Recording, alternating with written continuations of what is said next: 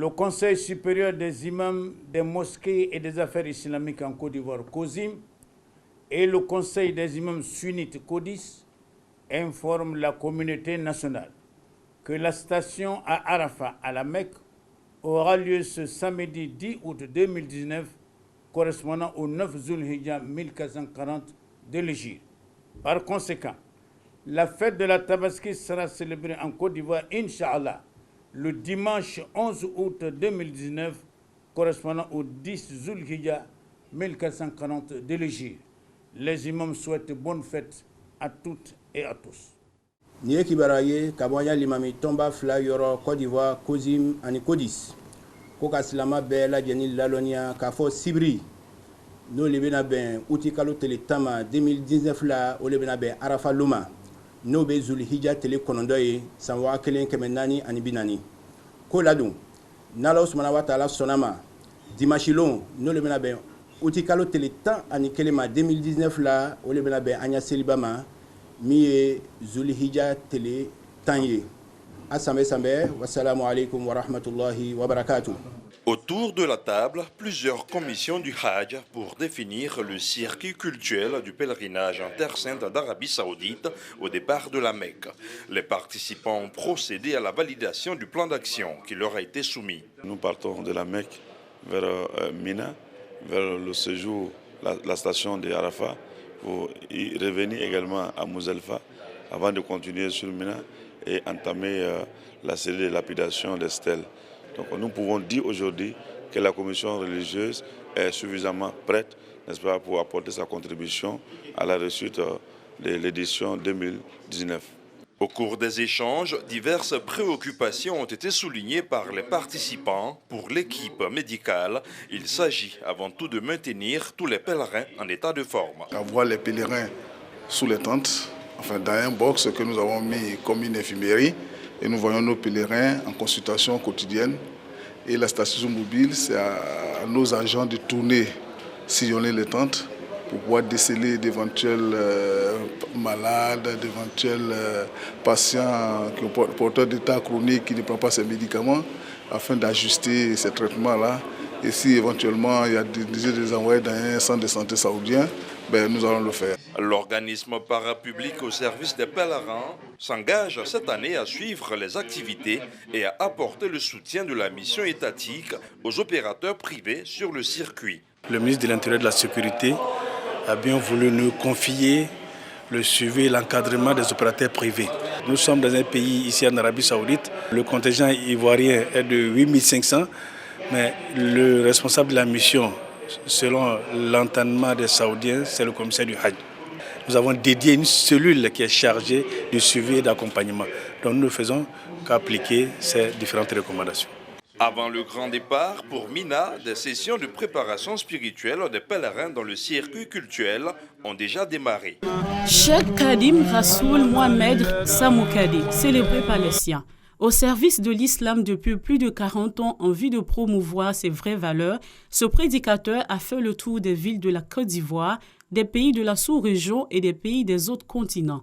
Célébré à Mankono, son village natal, il a reçu le soutien des fils et des filles de la localité, des imams, des guides religieux, des prédicateurs et des fidèles musulmans venus de tous les pays du monde. Traoré Kalilou, représentant du maire de la commune de Mankono, Sissé Namori, par ailleurs président de cette cérémonie de reconnaissance, a traduit toute sa gratitude à l'homme de Dieu avant d'inviter la communauté musulmane du Béret à prier pour lui afin qu'il y ait la force et la santé nécessaires pour continuer ses actions en faveur de la paix et du développement de la région. 40 ans de bonnes œuvres, 40 ans d'humilité. C'est un message. Quand tu es dans une activité, il faut bien faire. Quand tu fais bien, Dieu te récompense. Si le vieux n'avait pas fait de bonnes œuvres, on ne serait pas là en train de l'honorer de son vivant. Ça veut dire que chaque acte qu'on pose, Dieu récompense toujours nos actes. Si tu fais du bien, Dieu récompense le bien. Si tu fais le mal, Dieu aussi va te récompenser en mal. C'est pour dire que soyons positifs dans tout ce que nous faisons. Bakayoko Adaman, président directeur d'une société de communication, fils de la région du Béret et initiateur de cette cérémonie d'hommage, a quant à lui exhorté les populations à copier l'exemple et le comportement comportement de Cheikh Samou Kadé et à être des modèles dans la société, mais surtout à contribuer à la promotion de l'islam. En tant que natif de cette région de Yoruba, il était important pour nous de célébrer l'un de ses 10 fils en la personne du Cheikh Mohamed Samou Kadé. C'est un modèle à copier sur tous les plans, sur le plan spirituel, sur le plan comportemental. C'est vraiment un modèle qu'il faut explorer à tous les niveaux. Cette cérémonie d'hommage a enregistré la présence des dignitaires musulmans, mais aussi des autorités politiques et administratives de Monkono. Tous ont salué la qualité et la sagesse du fils de Monkono, le cheikh Kadim Rassoul Mohamed Samou Kadé, qui a été fait ambassadeur de la science islamique au cours de cette cérémonie religieuse. Louanges, invocations, prières et bénédictions ont également marqué cette cérémonie de reconnaissance du cheikh Samou Kadé.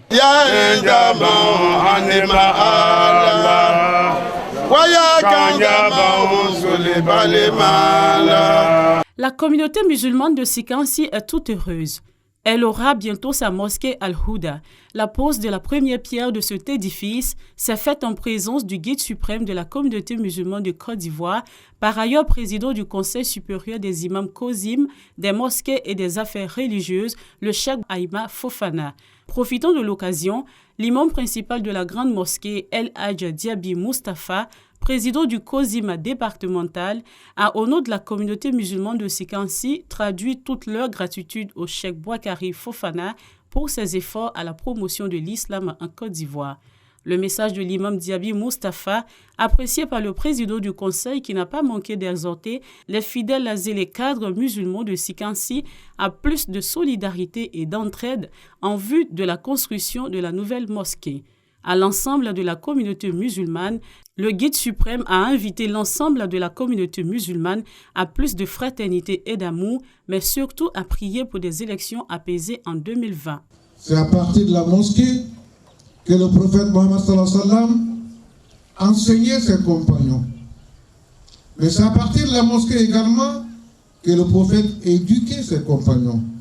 Nous ne pouvons pas vivre ensemble dans un pays comme la Côte d'Ivoire si nous n'acceptons pas l'unité entre nous, si on ne se considère pas comme des frères.